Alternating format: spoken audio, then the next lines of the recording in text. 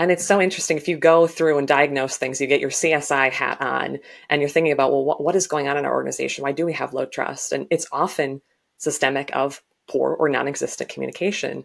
So again, Absolutely. you talked in the intro of communication is the lifeblood of so many different organizations, if not all organizations. And if you have gotten that piece right, you're setting yourself up for success. If you're not getting it right, well, you're maybe not setting yourself up for failure, but you're teetering on failure.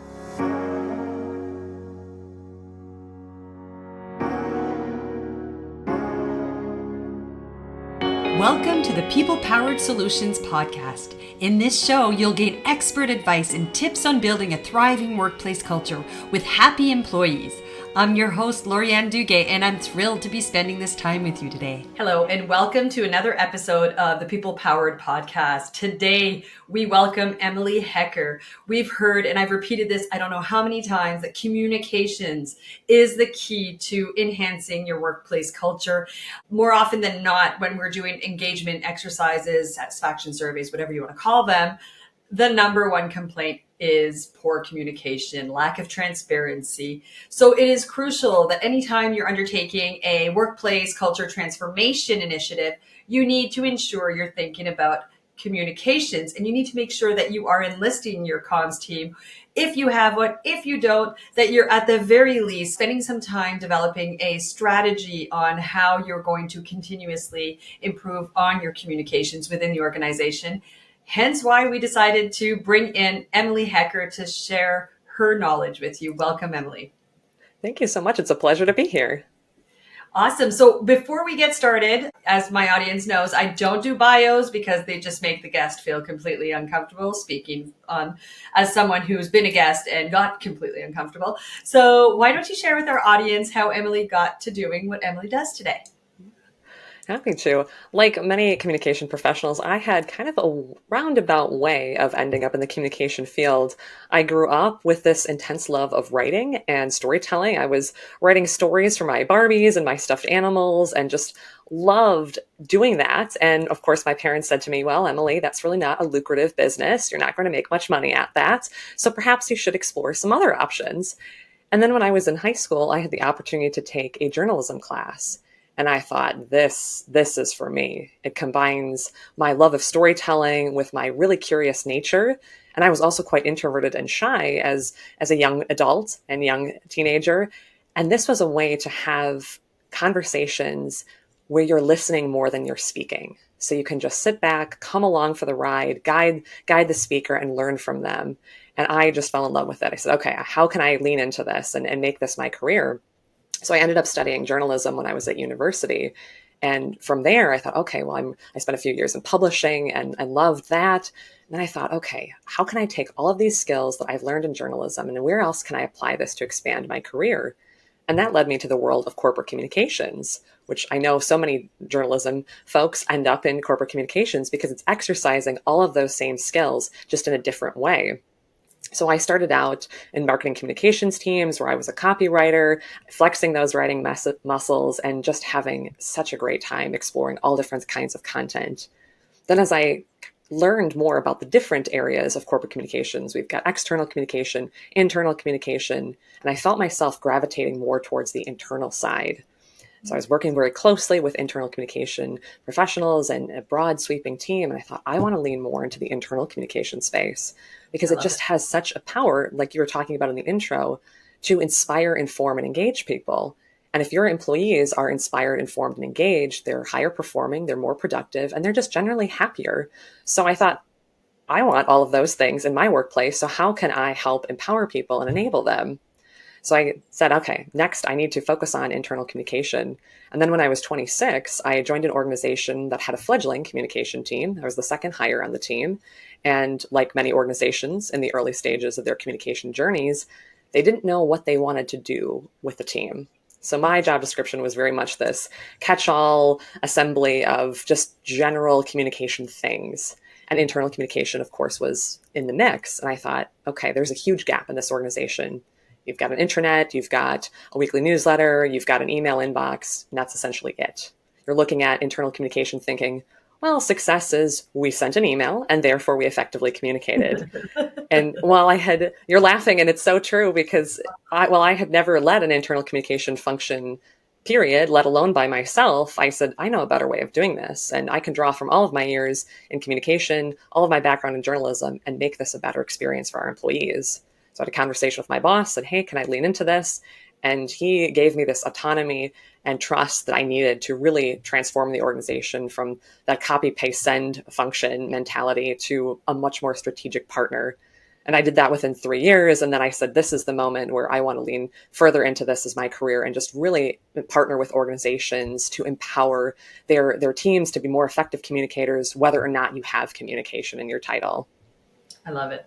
I absolutely love it. And it's where so many organizations, they'll spend all this money on their external marketing, on their external messaging, and they fail to recognize how important it is, how it means nothing if they're not communicating internally. Then they can bring in all the business they want, but they won't have that level of engagement, that level of performance from their team members to enable them to actually provide services to the droves of clients they're bringing in, right? So I am excited to have you share, as usual, some very specific tips, strategies, and help people understand a bit more about communication when it comes to your internal corporate communications. I giggled when you said that email, because at the end of the day, your message is only as effective as if it is, one, interpreted as close to the meaning as you intended, and two, if it's actually actioned, if you're seeing change from it, especially if it's something that you've sent out an ask, and are you in fact getting results from that? So I love that we're going to have this conversation, and you're going to teach our listeners on how to be better at that, to not be the person who's just sending an email. So I guess as a starting point, can you break down a bit, what is internal communications? What does it even mean? And why is it so important?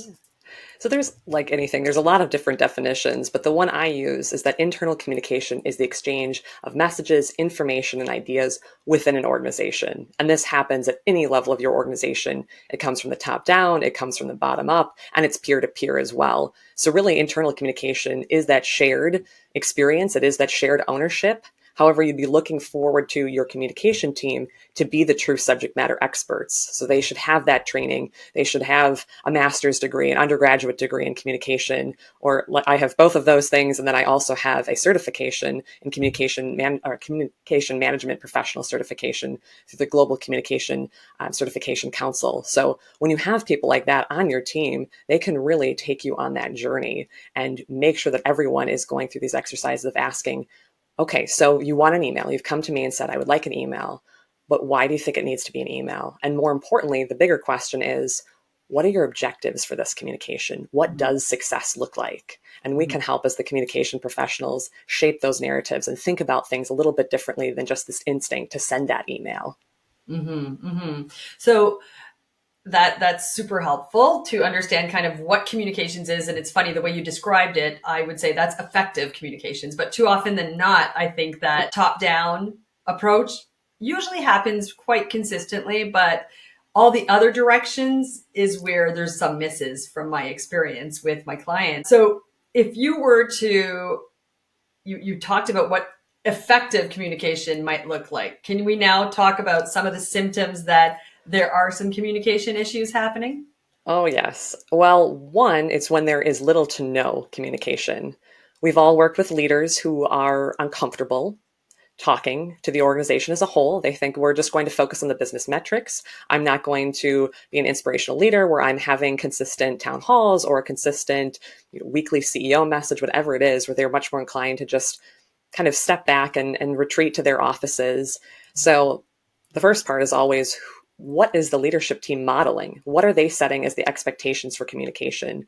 Are they opening the door for two-way communication? Are they inviting their employees to talk to them and share feedback, share ideas, share concerns?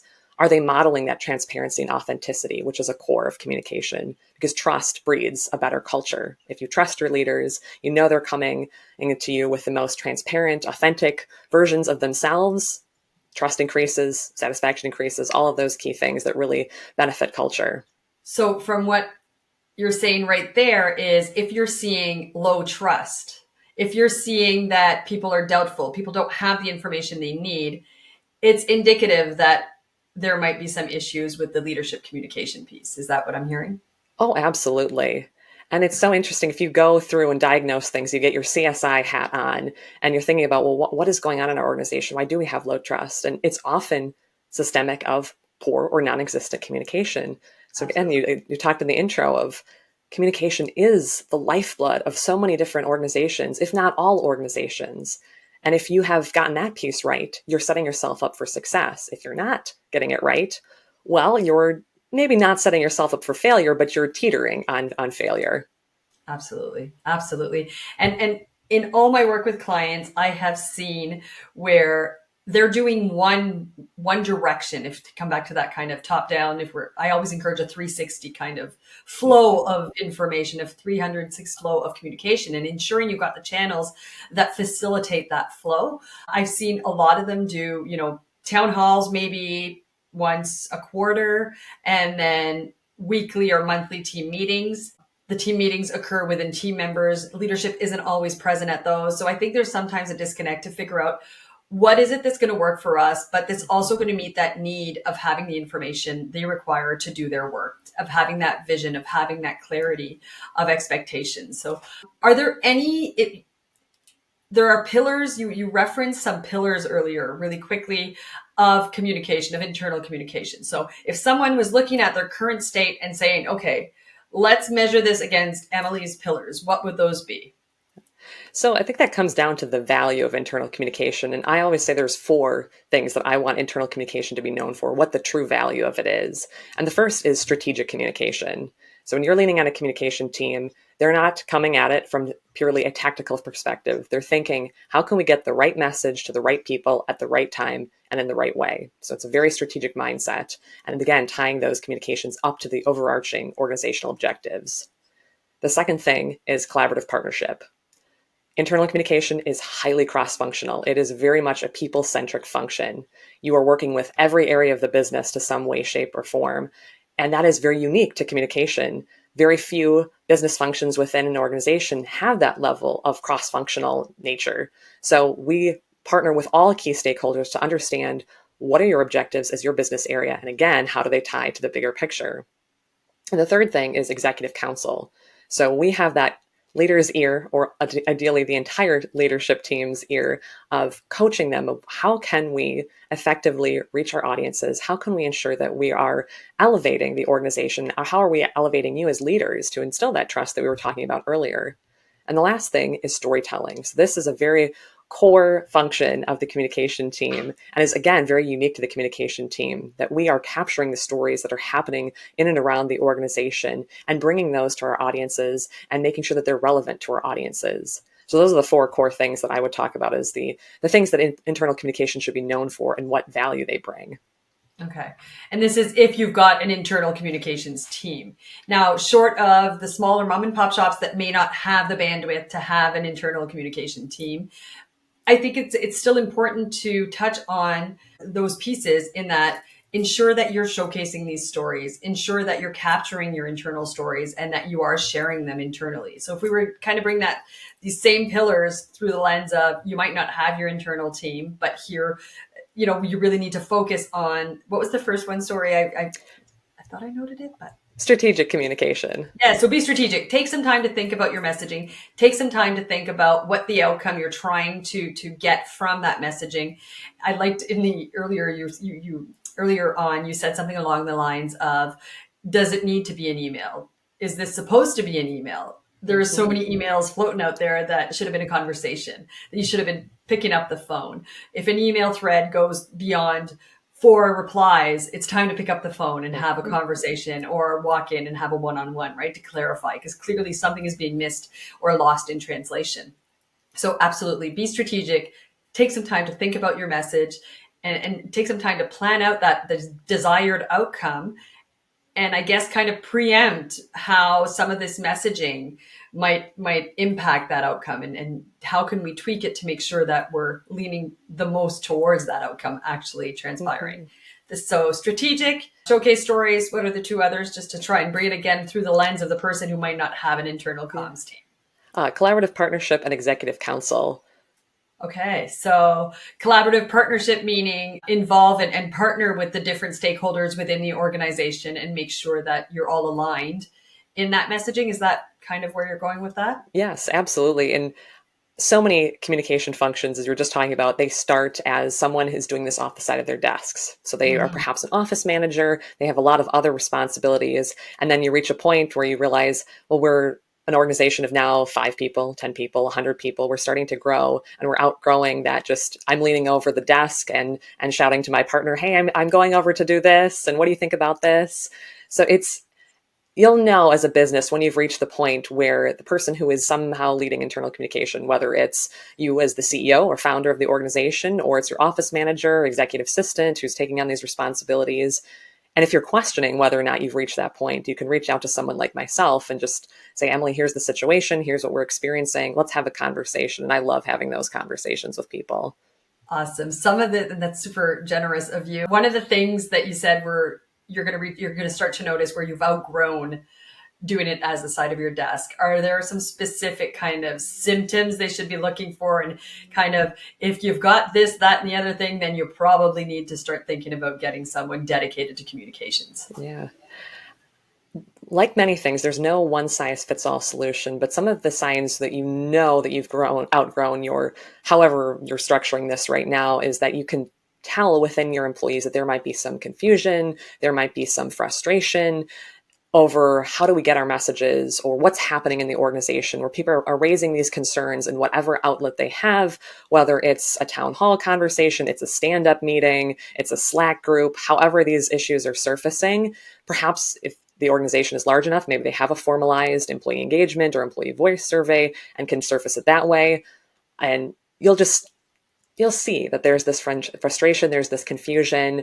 You as a leader might realize, well, I'm not effectively reaching my workforce anymore. Yeah. I've got more than the 10 people that we initially started the organization with. Now we have 100 people, some of which are on a factory location. Some of them I don't even see. We maybe have different shifts. So if you Mm, have that, maybe it's time where you have even something as simple as a notice board in the break area, that if you have multiple shifts or people that you don't see face to face every day or meet with every day, you can put up a quick, one page, 5 things that are happening in the organization. Here's this campaign that we're running. Here's a quick, one paragraph from the CEO about the state of our objectives, the state of our business.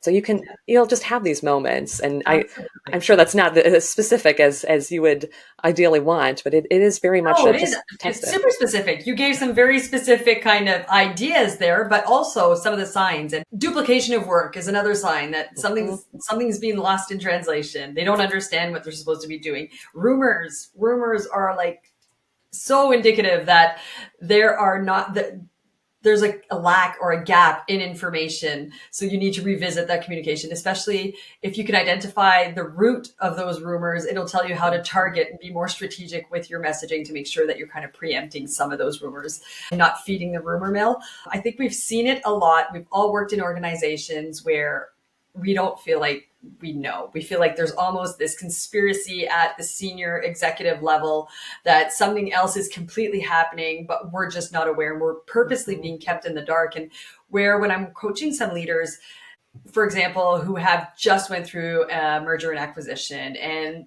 they're kind of limited in what kind of information they're able to release, they often think that just not communicating is the solution because they don't want to communicate something they weren't supposed to from a senior leadership perspective, but also they get really frustrated and flustered with having to not give all the information, having to withhold information, Mhm. right? So I think at the end of the day, if you're even able to communicate, you got to think it's the fears that are at play, right? In that kind of a situation, there's fear. So how about you try to appease some of that Mhm. fear and give whatever information you can, but to make sure that you are providing that same level of information to all employees, regardless of their position within the company. Everyone from your frontline workers through to your senior level executives. Oh, absolutely. I think the most dangerous narrative that we face as communication professionals is the stories that people are telling themselves, just to Oh, what you described. So that is where, when you're communicating something that may be a touchy subject, maybe there isn't something that you can share. I can't say anything more due to legal reasons is a complete sentence and is a complete narrative. Or I don't know is also a complete sentence that you can share with your That you audiences. can share. Yeah. And I think sometimes they feel they have to have all the answers. That's often, as a leader, especially a newer leader, they feel like they're supposed to be the answer person. Like they should know this stuff. But it's okay to not know. And if anything, Mhm. it provides some level of, it normalizes the experience of that employee who's also frustrated. And it's okay to share that you're frustrated with the lack of information at the moment as well. Like just from in terms of meeting them where they're at and helping them understand Mhm. that, hey, you're not alone. We're also frustrated with Yeah. and maybe disappointed in how whatever deal went down and et cetera, et cetera. Okay, so let's now shift over. This was more kind of tips and tricks for the smaller mom and pop shops that might not have a comms department, but are slowly but surely starting to grow and realizing they might need one. So if they're at that point where they're thinking about starting to build an internal communication role or an internal communication team, what are some very actionable strategies that they can implement to enhance that internal communication? Yeah. So, if you have made the decision where you want to hire a full time person, quite honestly, I would say maybe pause if this is a new area for you before you completely commit to hiring a full time person to do internal communication. I would recommend one of two things. One, either engage someone on a contract basis. Maybe you just test the waters and say, I'd like someone to come in for 10 hours a week, take a look at our landscape, conduct an audit of where we are today, what's working, what's not, and action some solutions in their 10 hours, 20 hours a week, whatever it is, and then potentially open up the possibility of shifting them to full time or hire a consultant. Because my concern when I see organizations that are new to communication is that they will hire a full time employee when really they just need someone to come in for maybe 10 weeks to just assess where they are with the landscape, to recommend a solution. And maybe it is a full time person, and most likely it is. But if you don't understand the power of internal communication just yet, it's great to hire an expert, at least on a temporary basis to start with, to just understand what does that landscape look like? What what's going well? What's not going well? What channels are at play? What could we be doing better? And just having that, what I call an internal communication audit, and this is familiar territory for anyone in the profession, where you're just taking stock of the organization. So you're looking at what leaders are saying to their audiences. How are you using each of those channels? Are you reaching a point where you're not tracking any of your communication channels? So success is really, well, we just hit send on that email and that's success. You maybe don't have an established voice, style, tone, brand guide at this stage, and you really just want to hire an expert. So before you hire that full-time person, I'd say just go ahead, maybe hire a contractor, hire a consultant to just deep dive Assess into the the landscape situation. there. Yeah, that makes And sense. and then once you're ready to hire someone, I'd look for three things in your potential hires. One, what is their education and professional certification?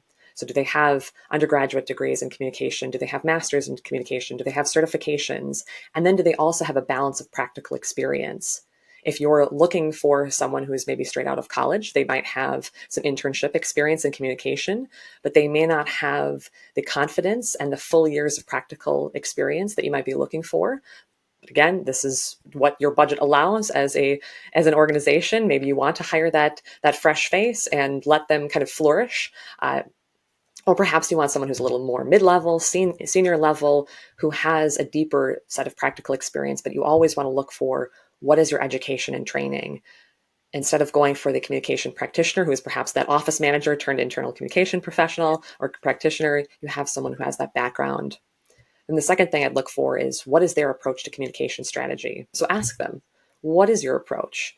If you see this kind of fear in their eyes, okay, they're probably more in that technical landscape, which may work for today in your organization. But if you want to think about the future as well and how you want to grow that organization, you've got to think, is this person going to be a good fit as we want to move beyond just keeping the lights on activities to more forward thinking approaches to make sure that your Okay. communication landscape evolves? So asking what is your approach, what should they be looking to hear?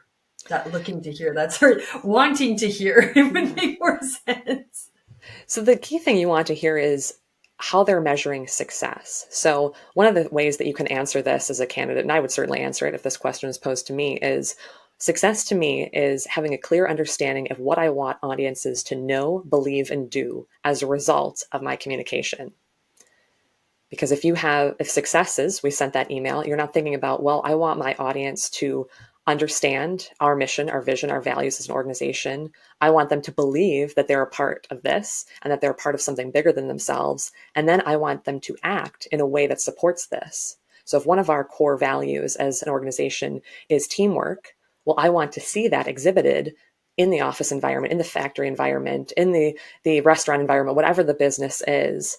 You need to have that know, believe, and do model executed. So that is one thing that you can look for. As okay, so that approach, that communications approach, is to assure that you're seeing all of those levels as a result, is what you're saying. Absolutely. Perfect. And so you talked earlier about tracking as well. So are you saying it's one thing to have those pieces, but then your comms expert would also and should also be able to develop the tracking systems to be able to confirm whether or not this is in fact occurring? Absolutely. So the two things you're typically measuring as a communication professional are reach and understanding. So reach Okay. is just, have I effectively got my message to the audience? So if they're a frontline team, maybe you're just sending a mass text. Maybe you're using WhatsApp to reach your frontliners. If you're a fledgling organization, if you're a little more sophisticated, perhaps you have an actual employee app so you can reach them. But then, are they understanding? And understanding is a little bit trickier to measure. You can do this through pulse surveys. You can do this through quick polls. You could even in a physical break space, maybe you have a multiple choice box where, okay, here's my question. Where would I find our safety guidebook or our safety rules? And you can, have them put a little marble or whatever it is to mark it's in this handbook on our intranet. It's physically at this part of my workstation, or I don't know. So these are all ways that you can check understanding, and you can do that in a physical way if it's a break room, or you could do it in a digital way through a poll or a survey or something like that.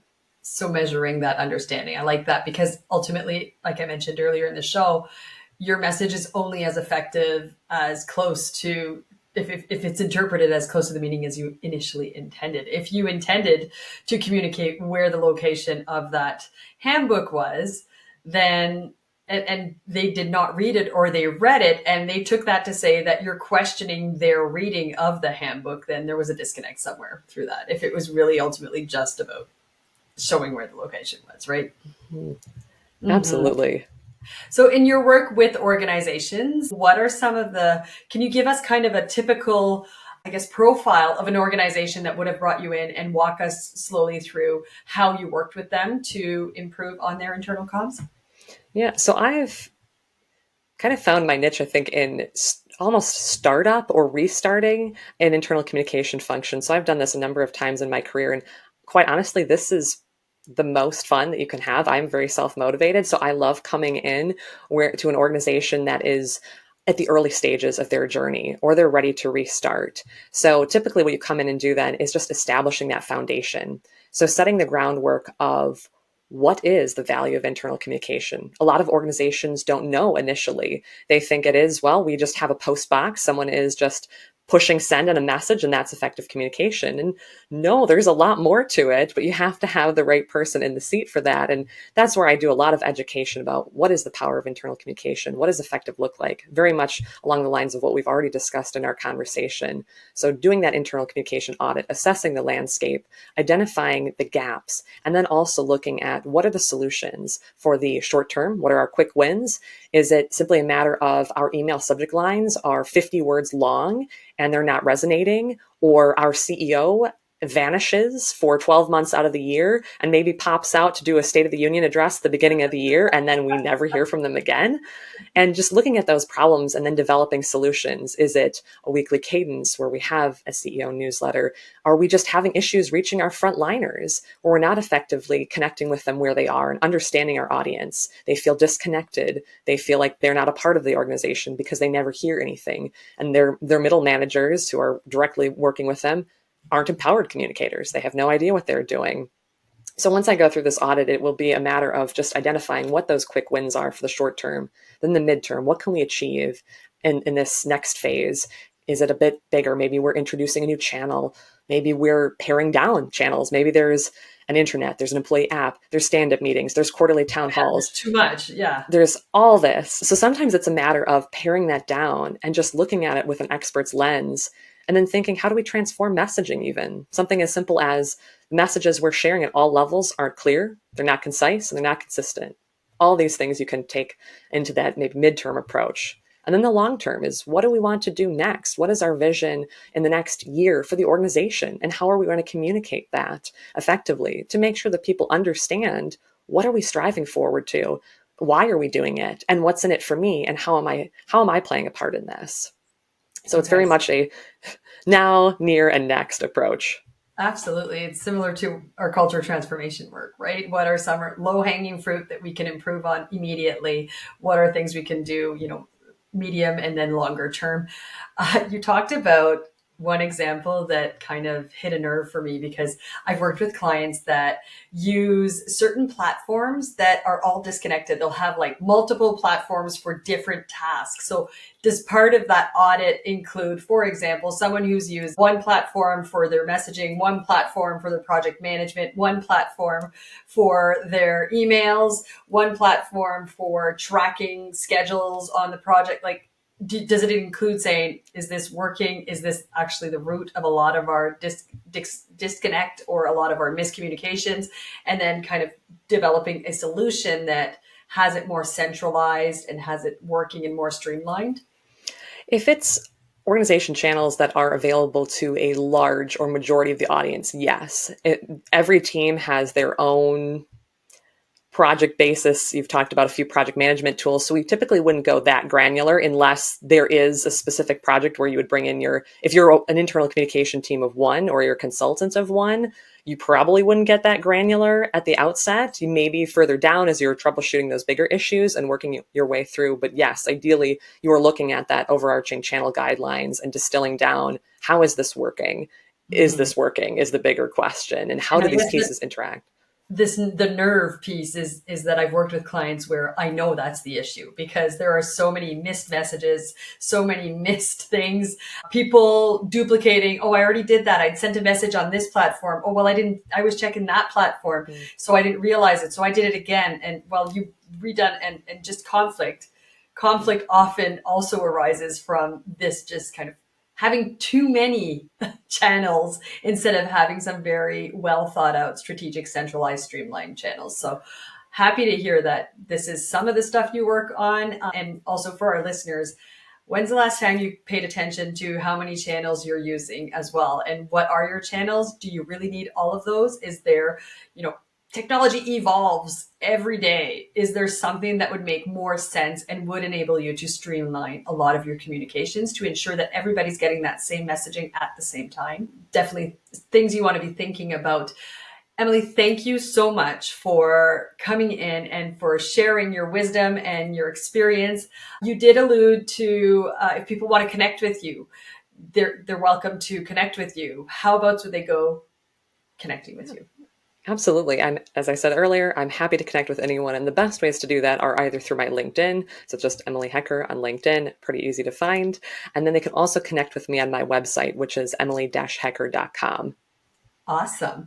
So we will put those links in the show notes. Emily, if you had one last nugget of wisdom to impart on our audience as a communications expert, what would that nugget of wisdom be?